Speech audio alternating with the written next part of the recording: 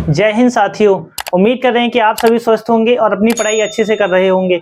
आज हम आपके लेकर आ गए हैं क्लास 12th केमिस्ट्री की 5 सबसे महत्वपूर्ण अभिक्रियाएं। क्लास 12th केमिस्ट्री की 5 सबसे महत्वपूर्ण अभिक्रियाएं। ध्यान रखना है, ये जो 5 सबसे महत्वपूर्ण अभिक्रियाएं हैं ये बहुत महत्वपूर्ण है, इनको अच्छे से तैयार कर लेना है। ठीक है, बार बार इनको लिखना है और तैयार कर लेना है। सबसे पहली है हुन्स-डीकर अभिक्रिया। क्या है? हुन्स-डीकर अभिक्रिया क्या होती है?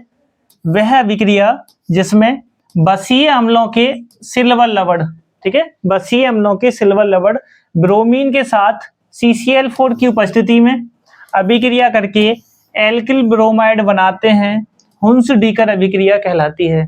क्लियर हो गया?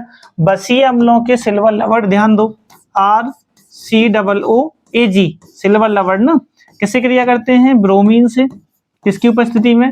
कार्बन टेट्राक्लोराइड की उपस्थिति में। क्या निकलेगा? AgBr निकल जाएगा। दिखाई दे रहा है? AgBr, CO2 और RBr ना, एल्किल ब्रोमाइड। क्लियर है? CO2 निकल जाएगा, ठीक है, और AgBr प्राप्त हो जाएगा ना। ठीक है, मेन क्या है? Alkyl bromide. ठीक है, हुन्स-डीकर अभिक्रिया कहलाती है। ठीक है, आगे चर्चा करते हैं। फिटिंग अभिक्रिया देखो बहुत मोस्ट है, कई बार पेपर में आई हुई है। ठीक है, 2024 में भी देखेंगे तो ये अभिक्रिया पूछी गई है, तैयार कर लेंगे इसको ना अच्छे से। क्या कहता है? जब एरिल हैलाइड धात्विक सोडियम की उपस्थिति में शुष्क ईथर विलयन से अभिक्रिया करके क्या करते हैं? द्विनाभिकीय हाइड्रोकार्बन बनाता है, तब यह अभिक्रिया फिटिंग अभिक्रिया कहलाती है। ठीक है, देखो क्लोरोबेंजीन की क्रिया हम कर सकते हैं इसमें। ठीक है, किसकी क्रिया? पहले चैप्टर में हम इसको पढ़ते हैं, हेलो एल्किन चैप्टर में ना, सेकंड बुक का फर्स्ट NCERT के अकॉर्डिंग। छठा चैप्टर है। क्लोरोबेंजीन की क्रिया हम किससे कराते हैं? सोडियम से। किसकी उपस्थिति होती है? शुष्क ईथर। ठीक है, अब ध्यान से क्या समझना है, NaCl निकल जाता है। क्या निकल जाएगा? NaCl। लेकिन हम इसके 2 लेंगे तो यहाँ Na के भी कितने लेने पड़ेंगे? 2। और दोनों जो बेंजीन की रिंग है ये आपस में जुड़ जाती हैं। कैसे? तो थोड़ा ध्यान से समझेंगे। डाइफेनल प्राप्त हो जाएगा ना, और क्या निकल जाएगा? 2NaCl। ठीक है, समझ आ रहा है? इसकी एरिल हैलाइड की क्रिया सोडियम से कराते हैं ना। चलो, अच्छी अभिक्रिया है, बहुत महत्वपूर्ण अभिक्रिया है। आगे क्या है? एटार्ड अभिक्रिया। देखो जितनी भी अभिक्रिया इंपोर्टेंट में ला रहे हैं वो बिल्कुल इंपोर्टेंट है, तैयारी करते रहेंगे। सबसे पहले सबसे मोस्ट लेकर आ रहे हैं स्टेप बाय स्टेप ना, तो सबसे पहले अभिक्रिया से जो पहला पार्ट हमने दिया है उससे तैयारी शुरू करना है। उनको सबसे पहले तैयार कर लो, फिर इस पर आ जाओ, धीरे धीरे आगे बढ़ते रहेंगे ना।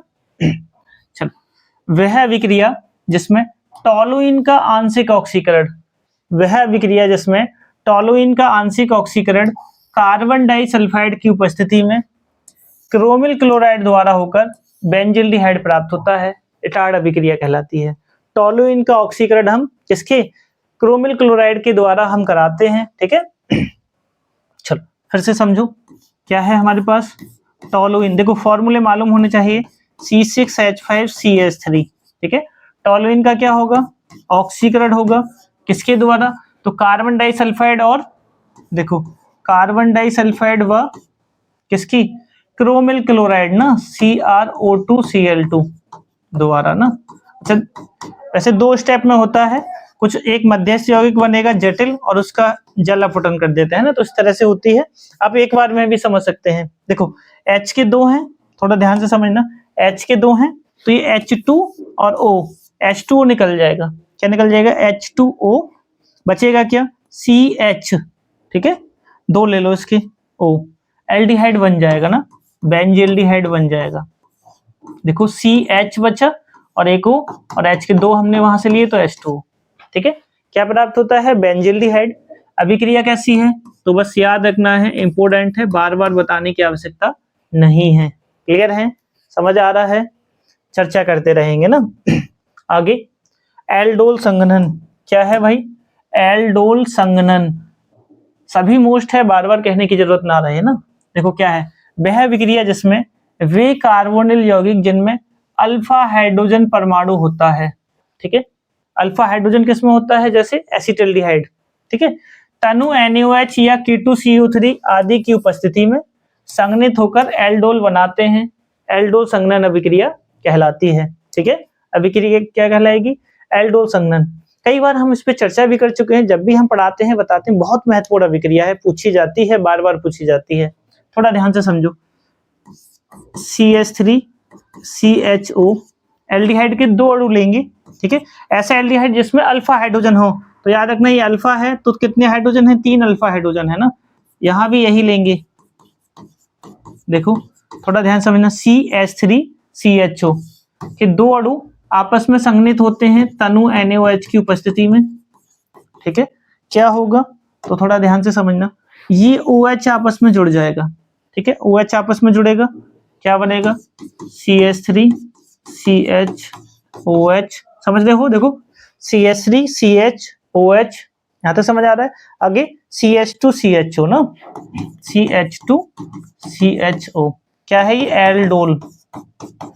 ठीक है, और अगर हम वैसे कहें तो एसिटाल्डिहाइड जो है संघनित होती है, एसिटाल्डोल बनाती है। एल्डोल ही है पर एसिटाल्डिहाइड के अकॉर्डिंग एसिटाल्डोल नाम हो जाएगा ना।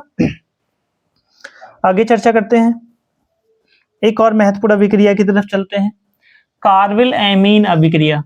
ठीक है, वैसे जब आप यहां तक इस वीडियो को देख रहे हैं तो हम आपसे उम्मीद कर रहे हैं कि आप रिएक्शन को समझ रहे होंगे, समझ भी आ रहा होगा कि अभिक्रियाएं पेपर में पूछी जाती हैं। साथ के साथ हम आपसे कहते हैं कि क्लास को सभी दोस्तों के पास शेयर भी करते रहेंगे और चैनल को सब्सक्राइब कर लीजिए ना। चलो यहाँ समझो, वह अभिक्रिया जिसमें एलिफेटिक या एरोमेटिक प्राथमिक एमीन, समझ आ गया? प्राथमिक एमीन चाहे वो एलिफेटिक हो या एरोमेटिक हो, एल्कोहलीय KOH की उपस्थिति में क्लोरोफॉर्म की कुछ बूंदों के साथ गर्म करने पर, यदि हम इनको एलिफेटिक एमीन को क्लोरोफॉर्म की कुछ बूंदों के साथ एल्कोहल और एल्कोहलीय KOH की उपस्थिति में जब हम इसे गर्म करेंगे, ठीक है, तो हमें तीव्र दुर्गंध युक्त, याद रखना है कैसी दुर्गंध आती है? तीक्ष्ण दुर्गंध आती है। ठीक है, आइसोसाइनाइड प्राप्त होता है। क्या प्राप्त होगा? आइसोसाइनाइड। आइसोसाइनाइड का प्राप्त होना ही अभिक्रिया कहलाती है कार्बिल एमीन अभिक्रिया। ठीक है, उदाहरण से जान लें, क्या कह रहे हैं? एलिफेटिक एमीन ले लो, CH3NH2। ठीक है, इसकी क्रिया एल्कोहलीय KOH और क्लोरोफॉर्म, तो CHCl3 और KOH कैसा होगा? एल्कोहलीय ना, के साथ इसे गर्म कर दो। देखो थोड़ा ध्यान से सीखते चलना है। ठीक है, देखो क्या निकलेगा? KCl आपको सीधा सीधा दिख जाना चाहिए। कितने ले लें? 3, यही लिख दें 3KCl प्लस, अब देखो OK हमारे पास 3 है तो 3 जल निकाल दो, 3H2। थोड़ा सीखो, OK हो गए 3 और एक 4 और 2 6, तो यहाँ H के ना, H के यहाँ 6, यहाँ भी H के गिनो 3 4 5 6, सभी H निकल गई, बचा क्या? CH3NC। क्या बचा? CH3NC, Maithil isocyanide. ठीक है, यही मिलता है, इसमें से तीक्ष्ण गंध आती है। अभिक्रिया क्या कहलाती है भाई? अभिक्रिया कहलाती है कार्बिल एमीन अभिक्रिया। इंपोर्टेंट है, बिल्कुल ध्यान रखनी है। ठीक है, यहीं पर हमें नहीं रुकना है, कुछ और उदाहरण जानते हैं। मैथिल के साथ हम एथिल एमीन की क्रिया करा देते हैं। ठीक है, अब तो सीधा सीधा समझ लेना, क्लोरोफॉर्म से कराएंगे, 3KOH। KOH कैसा है? एल्कोहलीय। क्या बनेगा? तो C2H5NC। ठीक है, प्लस 3KCl और 3H2। इसके अलावा बेंजीन वाली भी करा सकते हैं, सभी करा के देख लो। ठीक है, C6H5 सभी इसलिए करा रहे हैं, एक जगह आप लिख लेंगे तो आपके लिए बेनिफिट हो जाएगा ना, बार बार अलग अलग जगह पढ़ने की आवश्यकता नहीं है। फिर से समझो, किसकी? एनिलीन की क्रिया, क्लोरोफॉर्म और KOH कैसा होगा? एल्कोहलीय से जब हम करा देंगे क्या मिलेगा? फिर से वही C6H5NC प्लस 3KCl और 3H2O। चलो, चीजें क्लियर हो रही हैं, सारी ही चीजें समझ आ रही हैं। इन रिएक्शनों को आप बार बार प्रैक्टिस करते रहना, एक पेज पर इनको अलग से नोट कर लेना है ना। हमने कई बार सिखाया है कि इन अभिक्रियाओं को अलग नोट कर लेंगे, बहुत इंपॉर्टेंट है। ठीक है, बस क्लास को सभी आप अच्छे से पढ़ते रहिए और काम ये करना है कि एक कमेंट्स इस वीडियो में जरूर कर दीजिए ना। आपको क्लास कैसी लगी आप कमेंट्स कीजिए, साथ के साथ अगर क्लास अच्छी है, समझ आ रहा है, चीजें समझ आ रही हैं, तो सभी दोस्तों के पास अब इसे शेयर कीजिए। ठीक है, और अधिक से अधिक दोस्तों के पास शेयर कीजिए, जिससे कि सभी स्टूडेंट्स क्लास को कर सकें, साथ के साथ चैनल को सब्सक्राइब कर सकें ना। उम्मीद कर रहे हैं कि आप सारी बातें समझ रहे हैं। मिलते हैं आपसे नेक्स्ट वीडियो में, तब तक के लिए जय हिंद।